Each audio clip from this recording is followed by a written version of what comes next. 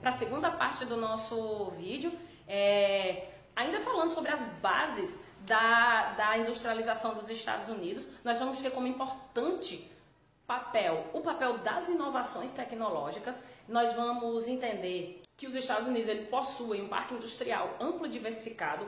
Uma parte importante desse processo é compreender a importância que as empresas multinacionais, que muitas delas começaram pequenas e a partir do desenvolvimento tecnológico se tornaram grandes empresas transnacionais, multinacionais, que vão se expandir para o mundo todo. Essas empresas têm extrema importância na economia e no desenvolvimento industrial dos Estados Unidos, e bem como no desenvolvimento industrial de vários locais do mundo, certo? E esses empresários, então, têm um papel fundamental no desenvolvimento das inovações do país, porque muitas dessas empresas, dessas indústrias, elas têm um setor de desenvolvimento tecnológico. E muitas dessas indústrias são de desenvolvimento tecnológico exclusivamente, não só tem um setor dentro dela, como são indústrias de desenvolvimento tecnológico. E os Estados Unidos também foram pioneiros no processo de organização da produção. O que é organização da produção? Inicia-se lá com Taylor, depois com Ford, quando a gente já viu isso no primeiro ano, tá? Só relembrando, quando eles começam a organizar o processo de trabalho, começam a especializar as tarefas, as funções dos trabalhadores. Com essa especialização do Taylor, nós vamos ter o surgimento lá no Ford, com o Ford, das esteiras, que controla o tempo. Então nós vamos ter um trabalhador especialista e com o tempo controlado, proporcionando aí uma maior produtividade cada vez maior num tempo cada vez menor. E isso é o pioneirismo estadunidense e as inovações implantadas pelos Estados Unidos ao longo do século XX, que proporciona então o pioneirismo nesse setor e nessa área, e que se expande para o mundo, como a gente conhece muito bem, Outra característica importante dos Estados Unidos é a rede de transportes e o maquinismo. O maquinismo quer dizer que nós temos um grande número de indústrias mesmo, de produção da economia a partir da indústria, a partir do uso das máquinas, e uma rede de transporte ampla, como a gente viu lá no mapa das ferrovias, mas não só as ferrovias. Nós temos uma rede de transporte ampla que interliga rodovias, ferrovias, vias fluviais, ambas integradas para que essa distribuição dessa mercadoria seja de forma mais eficiente, Então tudo isso vai favorecer aos Estados Unidos um melhor desempenho, na indústria do seu país. Bom, vamos falar então do crescimento dessa potência industrial que foi os Estados Unidos. Como eu já disse lá no início do vídeo anterior, as corporações, ou seja, as multinacionais, as transnacionais, as grandes empresas nacionais americanas, norte-americanas, estadunidenses mais especificamente, elas são as corporações mais influentes do planeta. Como eu falei, mais da metade das 100 maiores são dos Estados Unidos, Nós vamos ter como característica desse crescimento industrial uma expansão das indústrias do Nordeste dos Estados Unidos em direção ao Oeste. A gente vai ver isso daqui já já. A gente precisa ressaltar a importância do papel do Estado no desenvolvimento industrial dos Estados Unidos, que embora tenha como lema o liberalismo econômico, que prevê a não interferência do Estado, o Estado ele foi e se mostra toda vez que tem uma crise fundamental no processo de desenvolvimento e na permanência dos Estados Unidos enquanto potência. Esse papel do Estado ele foi importante lá em 1823, com a doutrina Monroe. A doutrina Monroe é a base do expansionismo americano, que vai defender a América para os americanos, essa América para os americanos sugere que a gente não quer mais a influência da Europa no nosso território, que era muito grande, mas que a América é dos americanos, o que na realidade vai se traduzir em América para os Estados Unidos. Mas, enfim, a doutrina Monroe foi um bastante investimento do Estado para que esse expansionismo estadunidense ocorresse por toda a América, do Norte, Central e do Sul especialmente, Nós vamos ter no Brasil uma influência tremenda dos Estados Unidos a partir desse processo de expansionismo pensado e promovido e patrocinado pelo Estado. Outra coisa importante é o incentivo às inovações. Nós vamos ter então a criação de vários centros universitários de pesquisa e desenvolvimento da tecnologia, embora a universidade seja paga nos Estados Unidos, as bolsas para aqueles alunos mais espetaculares sempre existem, né? E esse desenvolvimento, esse investimento no desenvolvimento tecnológico e nas inovações é presente nesse país. Nós vamos ter então a construção de uma infraestrutura de energia, rede de energia e rede de transporte, como a gente já falou, mas eu aumentaria ainda nas telecomunicações. Os Estados Unidos é quem vai passar os cabos submarinos para atingir a Europa, esses cabos submarinos na tentativa de se comunicar melhor e facilitar as transações comerciais. Então, no ramo de energia, transporte e telecomunicações, tá? E nós vamos ter aí um mercado que protege o seu país num esquema de livre mercado, num esquema que deveria ser de livre mercado. Nós temos uma proteção do livre mercado estadunidense, que sempre os Estados Unidos saem ganhando, já que eles importam matéria-prima e exportam produto industrializado. O crescimento dos Estados Unidos enquanto potência mundial, ele se consolida após a Segunda Guerra. Embora a Segunda Guerra tenha sido mundial, os Estados Unidos entra de fato lá no final, entra para arrebatar, né, os estados que já estão perdendo, como o Japão e a Alemanha e a Itália.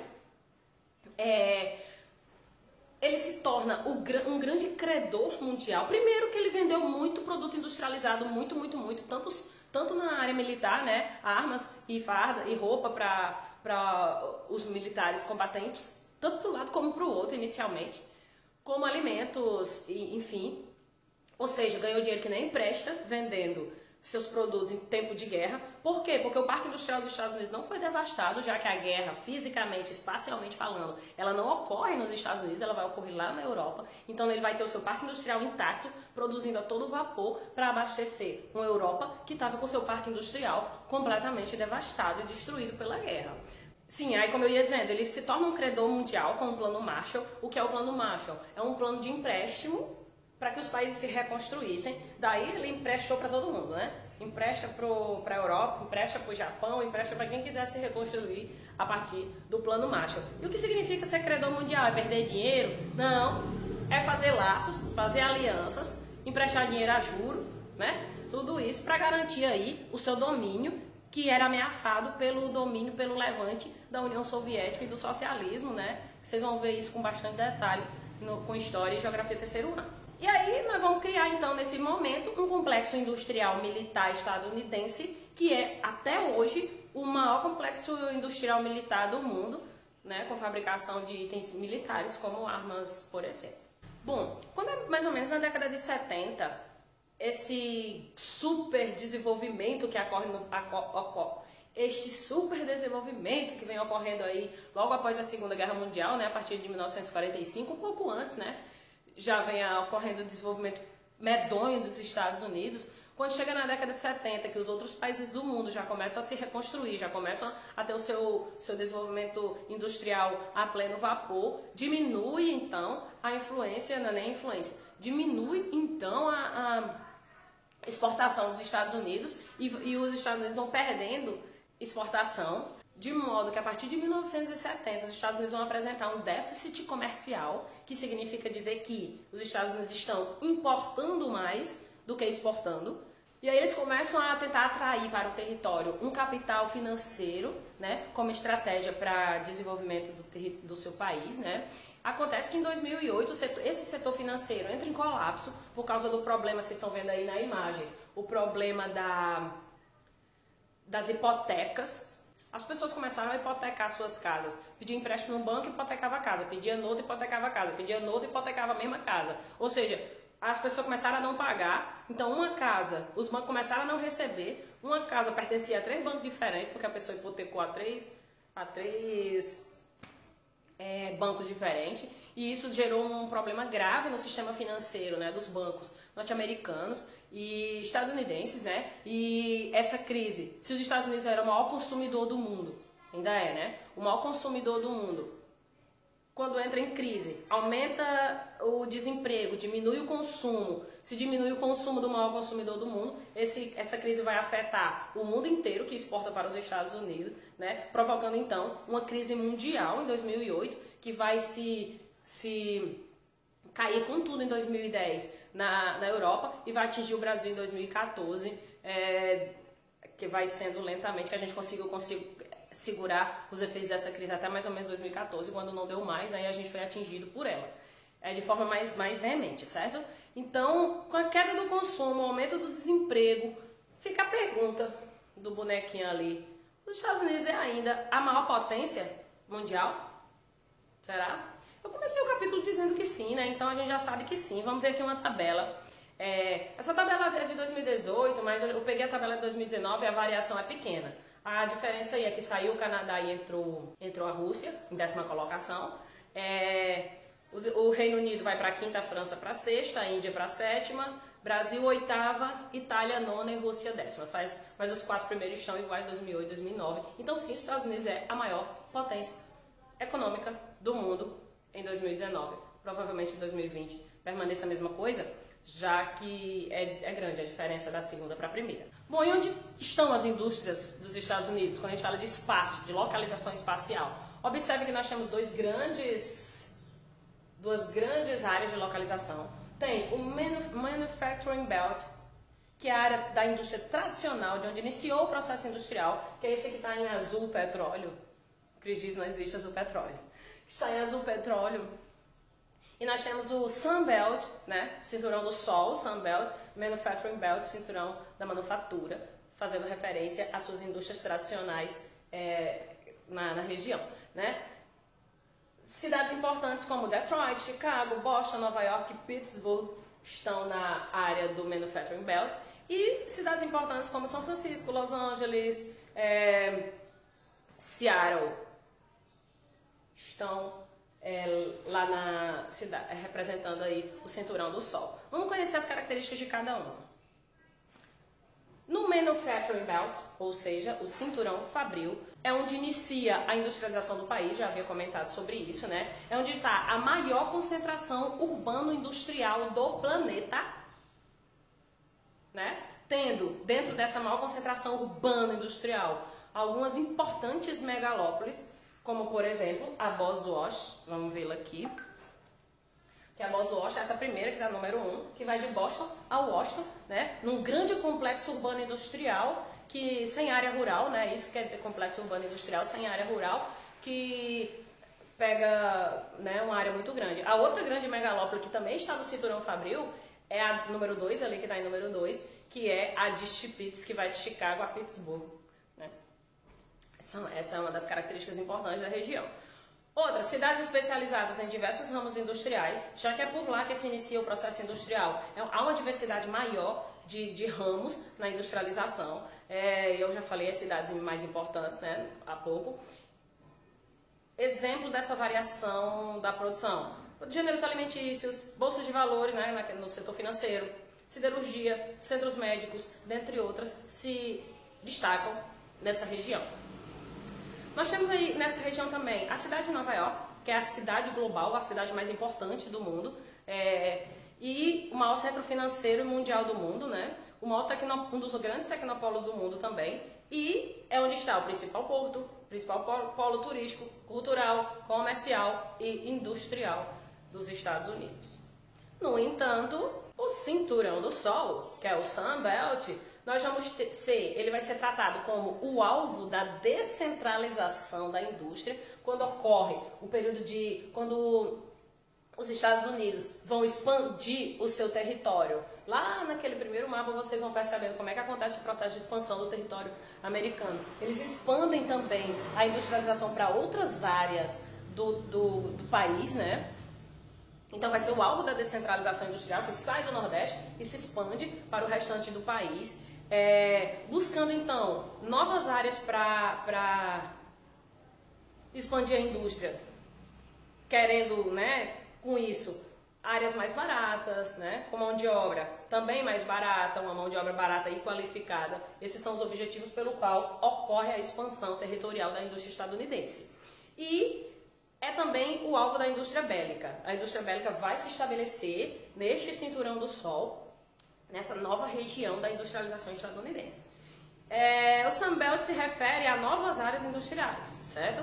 Utilização, então, o que marca a grande característica dessa nova área, dessa nova espacialização estadunidense é o desenvolvimento da tecnologia, as indústrias de tecnologia se concentrando lá no extremo oeste, principalmente, com a utilização de novas tecnologias, né? E se concentrando, então, nessa região, as indústrias da informática, da biotecnologia, da aeroespacial, da microeletrônica, da microrobótica, tudo isso são indústrias que caracterizam essa nova área, né? Principalmente na região aí, a principal área industrial, no eixo oeste, né? Califórnia, entre São Francisco e Los Angeles. E um importante tecnopolo que está presente nessa região é o Vale do Silício, que a gente falou dele lá na nossa outra aula. Bom, para finalizarmos, outro alvo da expansão da indústria estadunidense, não só com a instalação das suas filiais, veja bem, nós temos um processo de expansão industrial da indústria estadunidense, que é a instalação das filiais em outros lugares do mundo, mas nós temos também uma expansão que é dos Estados Unidos para o México, em busca de uma organização sindical mais fraca, de mão de obra muito mais barata, de incentivo fiscal dado pelo México. Então a gente vai ter na fronteira entre Estados Unidos e México a instalação de uma quantidade de indústrias que vão ser chamadas depois de indústrias maquiladoras. Essas indústrias maquiladoras, elas são indústrias que importam a peça dos Estados Unidos e exporta o produto terminado. É um processo contrário, no entanto, com muitas vantagens para as empresas, porque o custo de produção dela cai muito, muito, muito e o território está vizinho ali, né? Então elas vão se aproveitar da poluição ambiental, vai poluir o México, utilizar a mão de obra extremamente barata, muitas vezes burlar os sistemas de proteção ao trabalhador, porque os sindicatos são fracos, ganhar um monte de incentivo como redução de imposto, como oferecimento de território, de isenção fiscal, e aí, se aproveitando disso tudo, instala essas indústrias no México. Vamos ver aqui esse mapa, né? México, empresas maquiladoras, presença de maquiladoras. Esse em azul são os empregos e em vermelho a quantidade de empresas. Veja que lá em Chihuahua, que é essa parte lilazinha do meio aí, nós vamos ter uma geração de emprego muito grande, com a quantidade de empresas relativamente baixa, mas ainda assim bem alta. E dei uma pausa aí no vídeo para observar as outras regiões, né? Veja que é uma geração de emprego muito grande, né? Que essa presença dessas maquiladoras levam para o México e proporcionando aí o México acha bom, né? Porque é uma geração de emprego muito grande e veja bem que elas ficam bem na fronteira, que é uma vantagem, acaba sendo uma vantagem para os Estados Unidos também. Vale lembrar, gente, que nesse processo de descentralização da indústria estadunidense, né, essa expansão do Nordeste indo para o restante do país, provocou em algumas cidades da região do Cinturão Fabril uma diminuição, na verdade, não é nem uma diminuição, uma falência mesmo das indústrias de cidades de centros importantes como a cidade de Detroit, vocês estão vendo aí, né?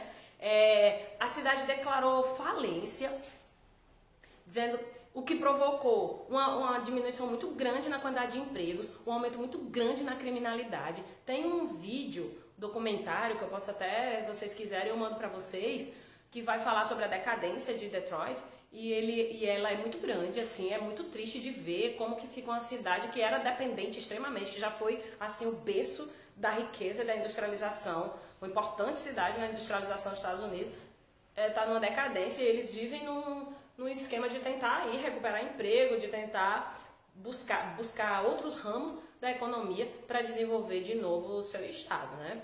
Então, era isso por hoje, eu espero que vocês tenham gostado. Vou deixar de novo, né, as atividades para vocês treinarem. E um grande beijo, saudade, espero que essa pandemia acabe logo para que a gente possa se ver, se abraçar. Tchau, gente. Tchau, tchau. Até a próxima.